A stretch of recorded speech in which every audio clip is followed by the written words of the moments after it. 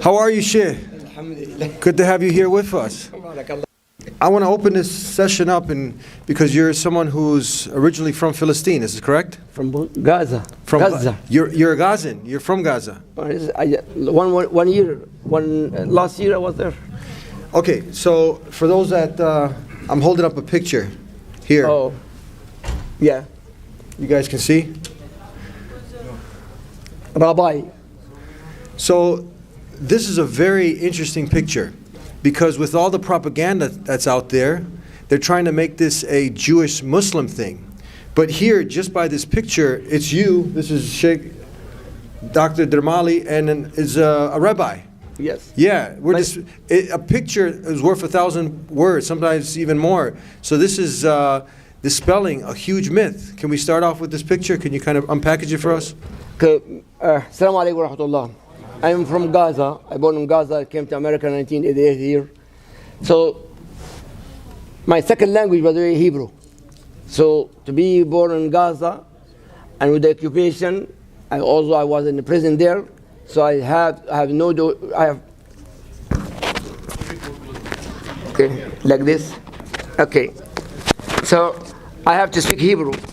So I met this rabbi in a conference, and they speak together Hebrew. And when I hear the conversation, I was shocked. I was really shocked. The speaker about us better than even Palestinians. Wow. Honestly. And how dare Netanyahu and so and the government doing this. And not only that, this rabbi, not one rabbi actually, like 6 rabbis in that time I met together. And when they know I speak Hebrew also, so interested. Believe it or not, they not believe in something call it Israel as a country. Israel as a prophet. That's what they believe. And also I'm an imam in South Carolina. I was in an airplane from Fort Lauderdale, Florida, to South Carolina, and also 2 ladies in front of me, and they speak Hebrew. Of course, I didn't say anything. And normally I always about the hatta. And that day I was praying, so I just make wudu. So I came back to the airplane, and they're speaking about how dare Netanyahu actually doing what war right now, like more than 5 kids. And they are very sad, the 2 Jewish ladies, about that. So that she said, Sheikh Abdul Karim said something very important actually. Said Palestine belong to the Muslims, not for Palestinians. That the rabbi actually, they believe in Palestine as a country, Palestine Muslim country. That the rabbi told me. That's face to face.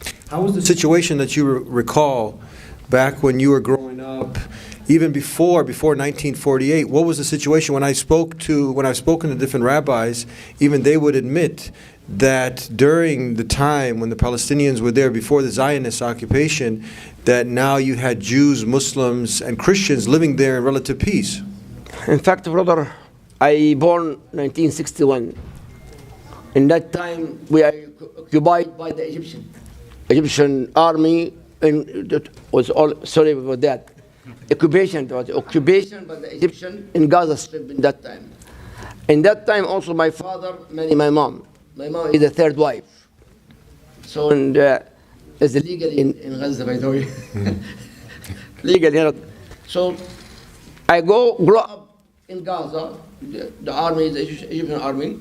And 1967, I was 7 years, first year in school. They destroyed Gaza completely and killing many people, including my own brother Hassan. May Allah give rahmah to him.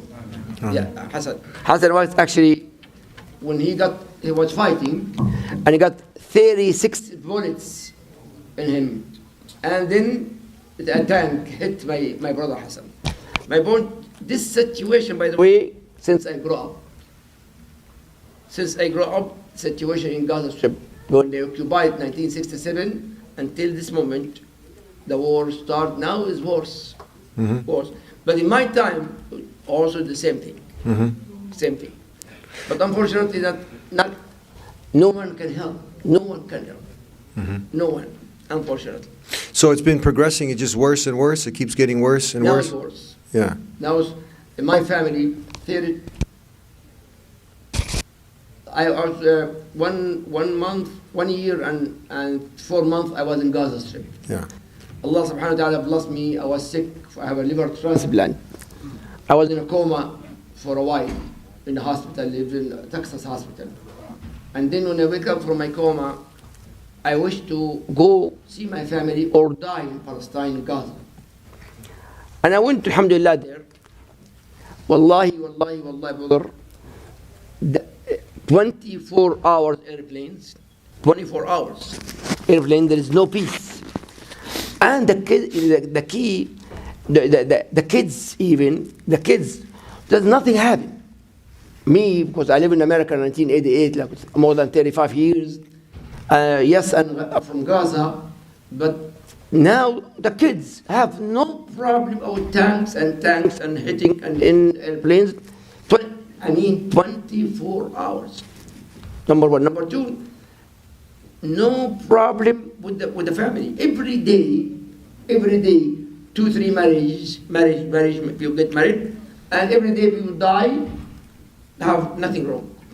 So while everything is going on, people are still There's nothing wrong with that, yes. getting The married. thing also- They've gotten accustomed to this now. Custom until what happened in October 7th. October 7th actually, with Netanyahu actually, as you see, massacres. You know, my niece Lara, she's when I left her actually last year, like 1 month or 1 year and 4 months, she was almost 10 years. And she put hijab. Hijab is not بالغة yet, it's not mature yet. And she said, Khali, inshallah Rabbil Alameen, when I come بالغة, mature, I will put the hijab. And she, October 1st, we call each other Habibti, so inshallah next year, I'm coming in the summer, just because I teach swimming. I'm a diver. You know. So I will teach you how to swim. Because she really we went to the beach together last year, and we tried to swim. She was afraid because I have to come back to America. Wallahi, brother. And then she felt, the first time I saw her, she put hijab. She said, Khali, alhamdulillah, I'm mature, I have hijab now. I said, Takbir. She's so happy, had hijab. And she proud of herself, I put hijab. And wallahi, brothers, you look at the picture, she's so beautiful. She's, mashallah, she's like an angel. And subhanallah, her and her middle brother got killed, and their father, and the mom, she died a few years ago. He got another stepmom, the 3 kids, babies, and the mom got killed. Right now. So in my family, no, the 7, actually 7 after the war, like a few days ago, after the war. And now total my family, yesterday actually, before the ceasefire, they killed 4 of my family. 4. My cousin, she's pregnant, and with her husband and her son and her father went to the hospital, a clinic actually, not a hospital, a clinic, in order she's in pain, she wanted to deliver the baby. And before a few hours, they killed the 4 of them. The baby, the mom, the pregnant woman, and her son, he's 6 years old, and her husband, and her father, from the Demali family, my family. So total yesterday, 32 people in my family. By the way, it's a small number. And those people, by the way, Brother Adi, they're taking families, to control families completely. They control the family, don't know they try to scatter the family. And they want to go to Sinai. With all my respect, Egyptian brother here, the Egyptian army, the police army, worse than the Jews. I witnessed that myself. I witnessed that when I am America. I went to visit my family. I went in the airport, Cairo airport. When I say I'm going to Gaza, like few months, actually 4 months before my son Abdurrahman got married, So I went back normal. When I say I am going to Gaza, they hold me in the airport 3 hours. And very nasty question. Very nasty. And anyway, I went to finish my family. And then after 1 month, I finished. I'm a professor at the university. I went back to through Cairo, supposed to go from Cairo to come to Florida. And they said, go back to your country. ارجع لبلدك. I said, my country is America. I'm an American citizen. Say, ارجع. Honestly, I said, alhamdulillah. I went back. Now, after a few days, 1 week, my family, I'm a professor in the university, they called me Dr. Dremali. I went back 1 time, 3 times. And one police officer came, if you give $3,000 to the police, you will go to the airport, no problem.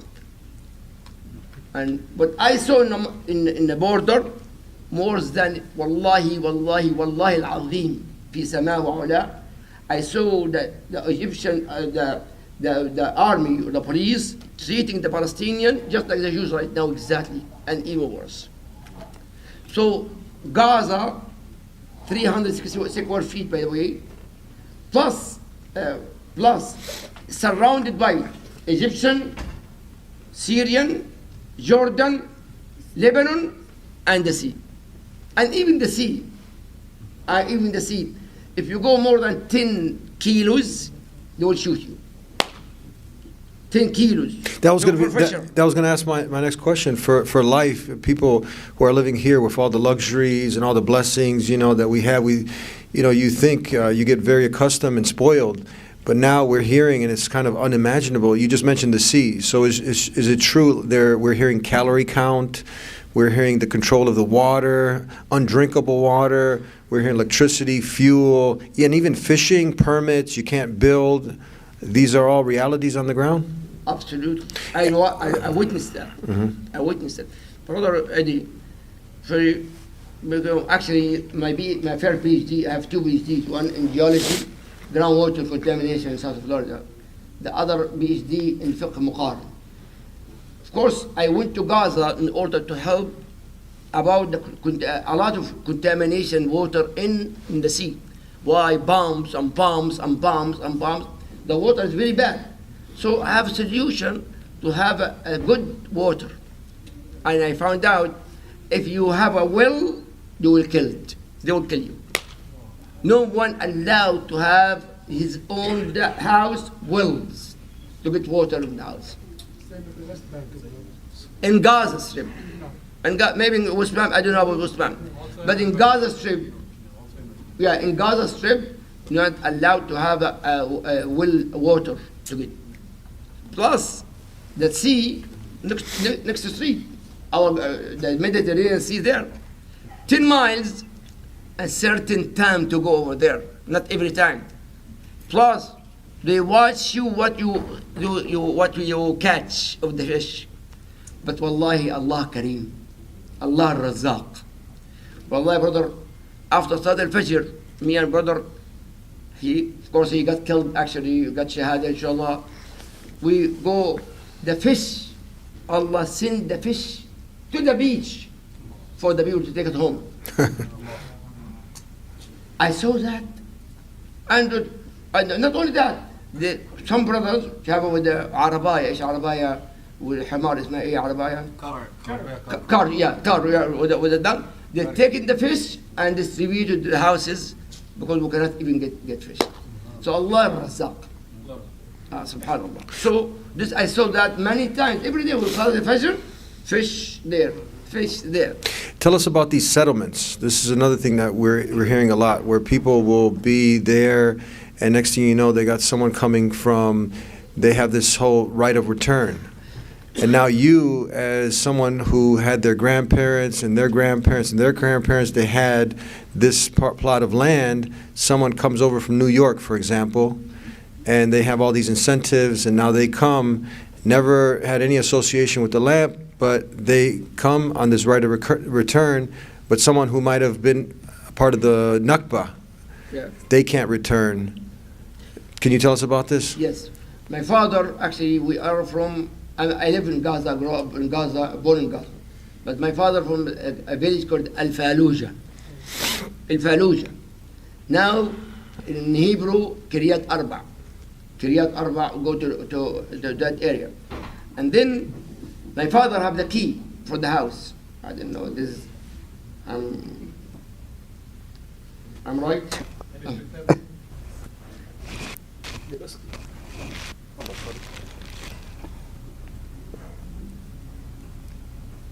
MashaAllah. I have the key, I have the deed for the house from the Turkish actually. And I told my father after high school, I finished high school, I told my father, I want to see it. Because my father migrated to Gaza 1948. 1948, the first wife, may Allah give rahmah, I memorized the Quran from my stepmom, the first one, by the way. And then they migrated together to Gaza Strip in 1948. Then the second wife, actually, my uncle died, so he married my uncle's wife to raise up her kids.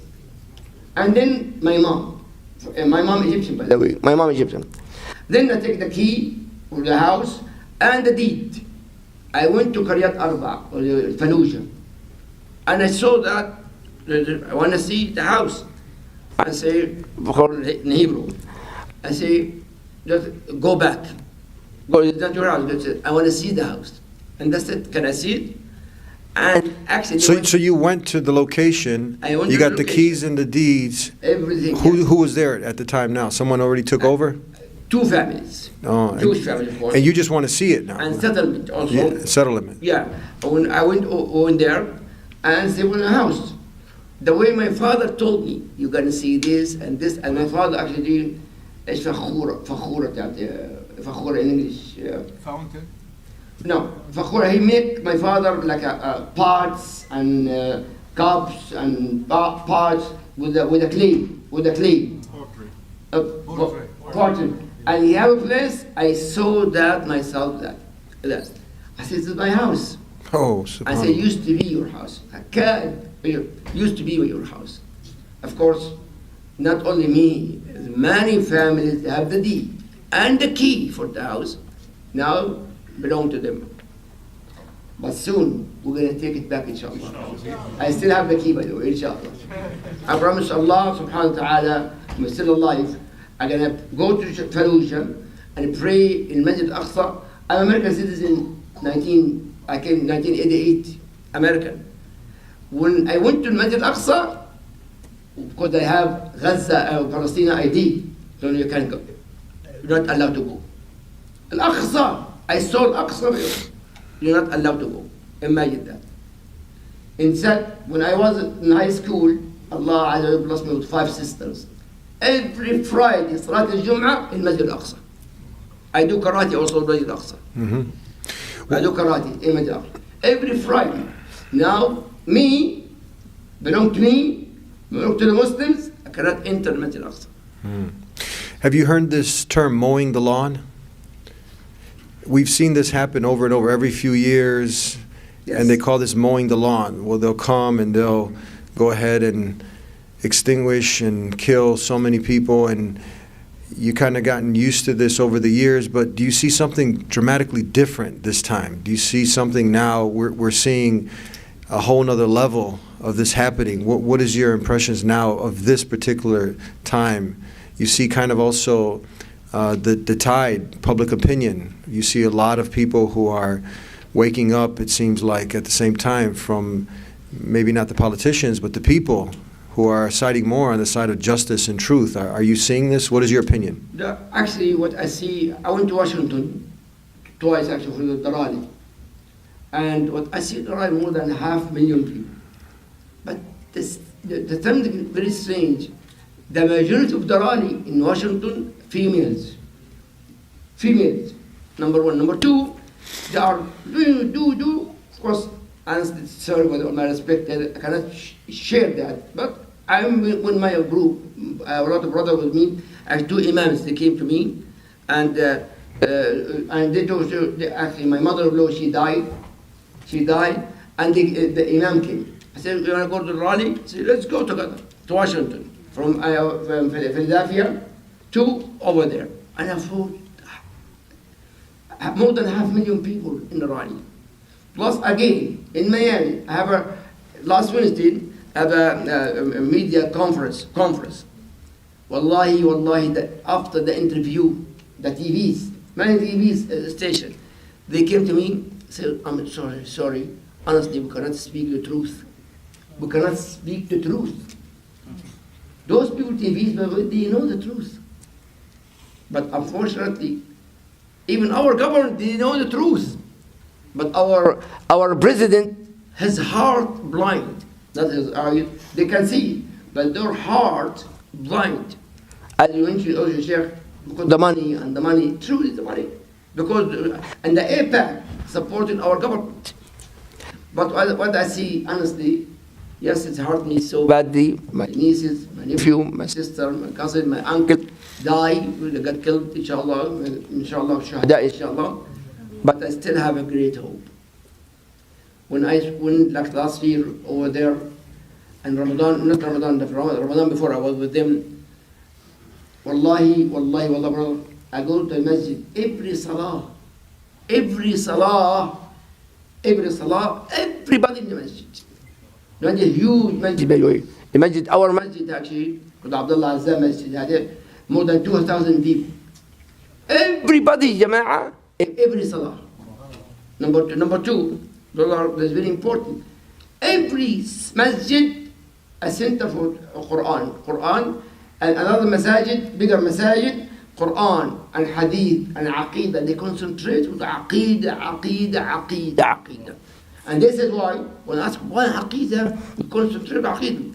I say, the reason Salah ad-Din Ayyubi conquered and took over the Masjid al-Aqsa, he fixed the Aqidah in Egypt.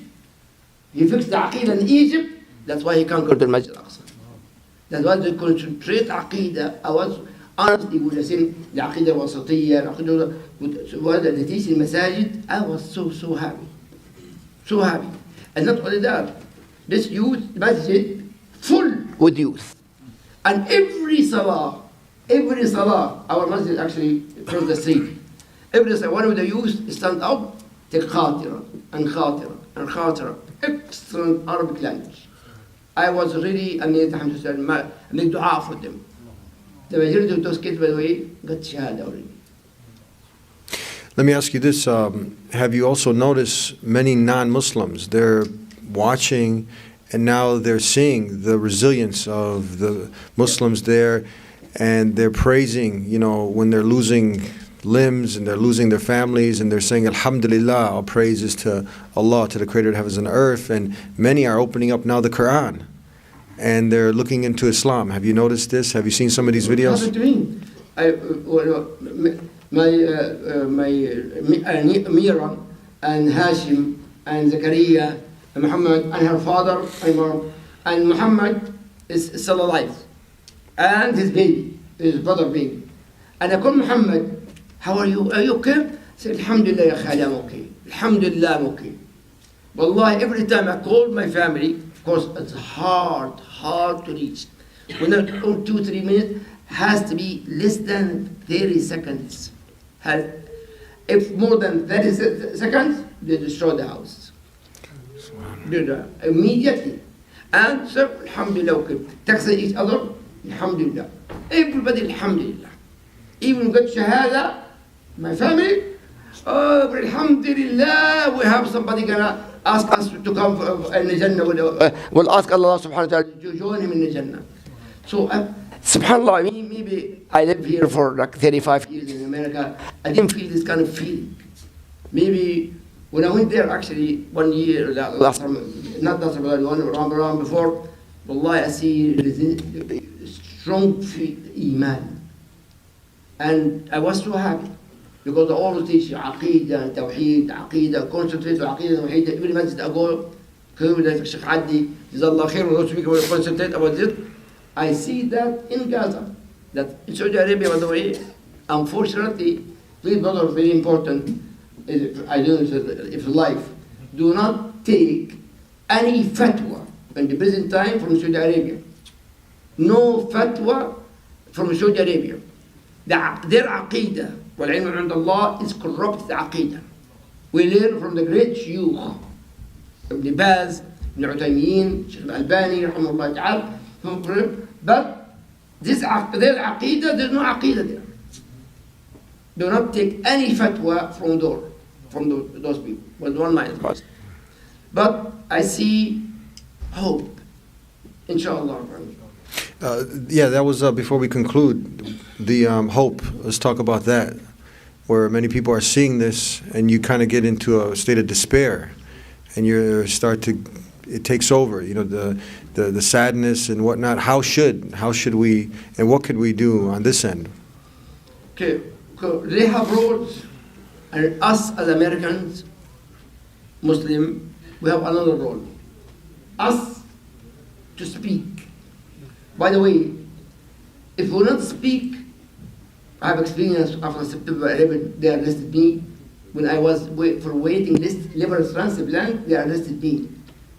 If we not speak right now and don't care about anything else, is only speak the truth, nothing but the truth, they will target every Muslim in the country. I number one. So we're gonna speak and learn. Sheikh Ahmed, what is Sheikh Ahmed? Why don't you here, Sheikh Ahmed? I believe this masjid, when I enter, by the way, what is the masjid name? Alba? For what? For whom? For Umar ibn Khattab, right? By the way, Umar radiallahu anhu. Umar radiallahu anhu, you go from Mecca, he have a station, like a bus station, or like a transfer, like a business station in Gaza, and he go to Palestine. That area called Masjid al-Umari. Masjid al-Umari, there is no way Eid, my father, I have to take us, the whole family, the Demali family, have to go to this masjid. So that place, and Umar ibn Khattab, if you read a history of Palestine, you see Umar ibn Khattab came to that area, to his place in this area. That's why it's called Masjid al-Umari. So yes, there's a hope. My job, your job, all us have to speak.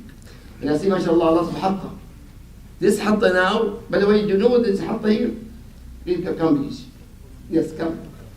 It's very important. Everything in Gaza, for Palestine and in Europe, there's a meaning. Everything has a meaning. Even the hatta here is a meaning. This here, actually, we are next to the Mediterranean Sea for fish and fish and fish. And here, a road from Lebanon all the way to Egypt. Business with Gaza, Palestine, and Gaza is the station. Gaza is very important, by the way. Gaza, in Masjid al-Aqsa, and then Gaza in history. And here, the trees, we have a lot. The best tree used to be when I came to America, by the way, the orange, and the orange come from Gaza. A lot of vegetarian. So everything in Gaza, there's a meaning. Even I would have flagged something else, but this hatta is the culture, and why become more spread. There's a reason also for that. Every Palestinian have carried it. There's a reason for that too. Sheikh, I want to thank you. Thank you for sharing some of these experiences with us, and we can take this gem away. Speak up, speak the truth, and create some awareness. Yes, be a voice for the voiceless. Yes. Jazakallah khairan. Barakallah. Wa fikum. Assalamu alaikum. Assalamu alaikum. Takbir. Allah. Takbir. Allah.